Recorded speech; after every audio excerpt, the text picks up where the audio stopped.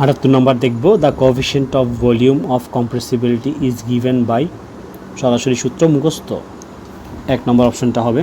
79 নম্বরটা দেখব, the coefficient of consolidation in measured in centimetre square per second. এটা হচ্ছে ইউনিট ওয়েট, ইউনিটটা আমরা সবসময় মুখস্থ রাখবো, কারণ ইউনিটটা অনেক সময় পরীক্ষায় আসে।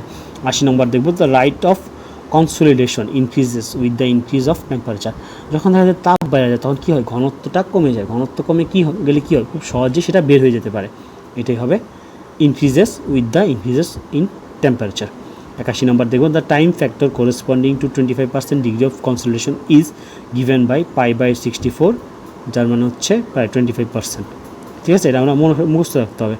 82 নম্বরটা দেখব, খুবই important, the coefficient of consolidation of a soil is effective by permeability. Coefficient of কনসোলিডেশনটা কি, পারমিয়াবিলিটি দ্বারা প্রভাবিত হয়। 83 নম্বর দেখব, the coefficient of volume of compressibility decreases with the increases of pressure.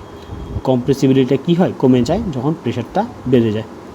The expansion of soil due to the shear at the constant value of pressure is called the ডিলেটেন্সি।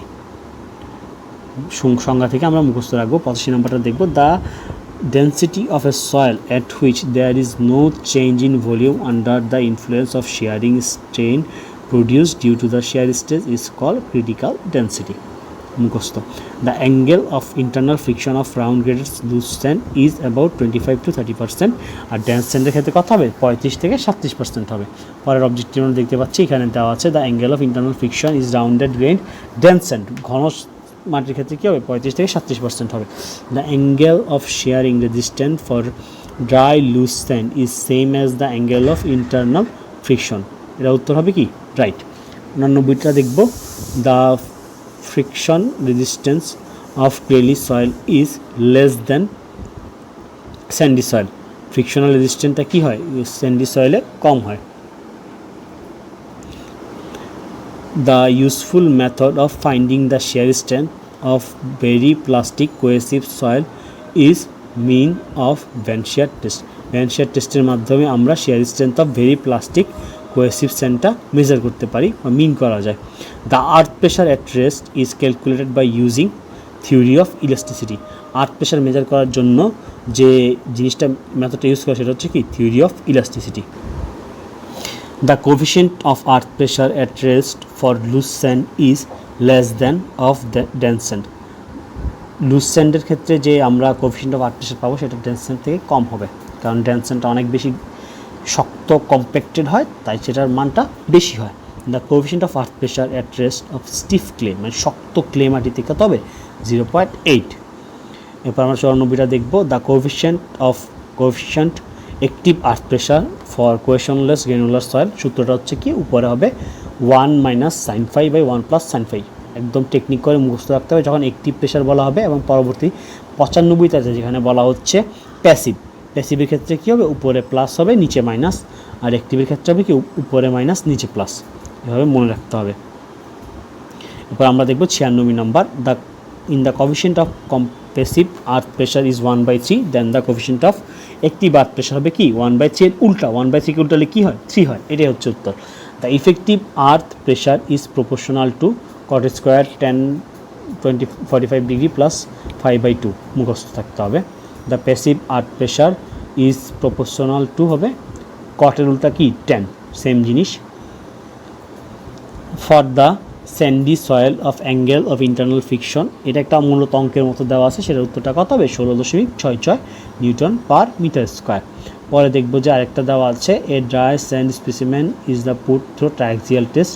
এখানে বিভিন্ন মান দেওয়া আছে, এটার অঙ্কটা করলে এটার উত্তর কত হবে, 30 ডিগ্রি হবে। In case of the cohesive soil vertical Katz can be made without support. আনসারটা কত হবে, tan 45 ডিগ্রি প্লাস 5/2। বিভিন্ন অঙ্কগুলো আছে, অঙ্কগুলো হুবহু আসে, তাই অঙ্কের মানগুলো যদি মুখস্থ থাকে আপনি সরাসরি আনসার করতে পারবেন। অঙ্কগুলো করেও যদি আনসার করেন সেক্ষেত্রে আরও ভালো, কারণ আপনি 100% শিওর হয়ে আনসার করতে পারবেন। 102 নম্বরটা দেখব, the cohesive soil the height of the retaining wall for 0 active earth pressure. উত্তরটা কী হবে, 4c/gamma, মুখস্থ রাখতে হবে। 103 নম্বর হবে, the bearing capacity of a soil increases with the decreases in the area of footing. Bearing ক্যাপাসিটির মানটা বেড়ে যায় যদি ফুটিংয়ের সাইজটা ছোট হয়ে যায়। The ultimate bearing capacity per unit area of a soil for general shear failure is, সূত্রটাকে সিএনসি মুখস্থ রাখতে হবে, একদম মুখস্থ, কারণ আমরা জানি যে জিওটাকে প্রচুর পরিমাণ সূত্র থাকে, এগুলো মুখস্থ রাখা খুব tough. The ultimate bearing capacity per unit area of sand for general shear failure is given by 0.5 gamma B and gamma, এটাই হচ্ছে সূত্রটা মুখস্থ রাখতে হবে। The ultimate bearing capacity per unit area of clays for general shear failure, সূত্রটা কী হবে 5.7 C plus gamma DF. 107 number দেখবো, খুব important, the bearing capacity factor N C N Q N gamma, এগুলোর ফাংশনটা কী, অ্যাঙ্গেল অফ ইন্টারনাল ফিকশন, এগুলো সবগুলো সূত্রেই থাকে, তাই এগুলো কী, এগুলো কেন ব্যবহার করে, এগুলো হচ্ছে angle of internal frictional angle. 108 number দেখবো, the unit bearing capacity of footing in sand হচ্ছে কি, সি এবং ডি অপশন দুইটা হবে, increase with the depth with footing, increase with the width of footing, ফুটিংয়ের উইথ বাড়লো বিয়ারিং ক্যাপাসিটি বাড়লে, depth বাড়লো বিয়ারিং ক্যাপাসিটি বাড়বে। 109 নম্বর দেখবো, the ultimate unit bearing capacity of square ফুটিংয়ের সূত্রটা কী হবে 1.3 সিএনসি। 110 দেখবো, the net ultimate bearing capacity of a square footing in the sand is given by, square ফুটিংয়ের সূত্রটাকে 0.4 দিয়ে হবে মুখস্থ। 111 হচ্ছে, according to SI code the total settlement of isolated footing for the cohesive soil should be 65 millimetre, একদম মুখস্থ। এরপর আমরা দেখব, when the water table is close to the ground surface the bearing capacity of the soil reduced by half, যদি পানির যে লেয়ারটা থাকে সেটা যদি একদম গ্রাউন্ড সারফেস, যেখানে বিল্ডিংটা হবে তার একদম কাছাকাছি, তাইলে হয় কি যে বিয়ারিং ক্যাপাসিটিটা একদম অর্ধেক কমে যায়, সরাসরি অর্ধেক কমে যায়, কারণ যে পানি চলে আসছে উপরে, মাটিটা ডেন্স না, এই জন্য। 113 নম্বর দেখবো, when the water table is under the base, মানে বেসমেন্টের নিচেই আপনার ওয়াটার টেবিল আছে, তখন হবে কি, of the footing at a depth of equal to the half of the width of the footing the bearing capacity of the soil is reduced by 3/4, যদি একদম ফুটিংয়ের নিচেই হয় তাহলে হয় কি 3/4, প্রায় 75%-এর মতো কী হয়, কমে যায়। According to Terzaghi, the net ultimate bearing capacity of a clay is given by CNC, এটা আমরা তারজাগি সূত্র থেকে জানি, আর সবারই তারজাগি সূত্রটা একটু রিভাইজ দেওয়া উচিত, কারণ সয়েল মেকানিক্স খুব ইম্পর্টেন্ট, সবগুলো পরীক্ষার জন্য অনেক বেশি এমসিকিউ এখান থেকে আসে। According to Terzaghi formula, the bearing capacity of strip footing resting on, বিভিন্ন মান দেওয়া আছে, আমরা সিএনসি করে সূত্র দিয়ে পেয়ে যাবো কি 57, দেখেন এখানে এনসির মান 5.7 দেওয়া আছে, সি এর মান 10, সিএনসিতে আমরা বসাই দিলে কী হয় 10 দিয়ে গুণ করলে 57 চলে আসে, একদম সহজ অঙ্ক, সিম্পল, জাস্ট গুণ দিয়ে বের করে ফেলবেন। 116 নম্বর দেখবো, in case of footing in sand of the soil pressure distribution is triangular, the maximum soil pressure is double the average soil pressure, যখন ট্রায়াঙ্গুলার শেপ হয় মাঝখানের প্রেশারটা কী হয় চারপাশে থেকে ডাবল হয়ে যায়, দ্বিগুণ আকারের প্রেশার আসে মাঝখানে।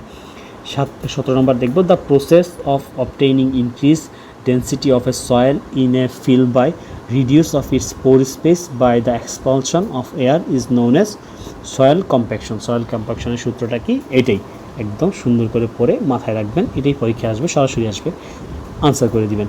118 নম্বর দেখব, the process of maintaining or improving the performance of a soil as a construction material usually by the use of admixture is known as soil stabilization. soil stabilization জন্য কী করতে হয়, মেনটেনিং এবং ইমপ্রুভিং করা হয় বিভিন্ন ধরনের ম্যাটেরিয়ালস দ্বারা, এটাকে আমরা কী বলি, অ্যাডমিক্সচার বলি।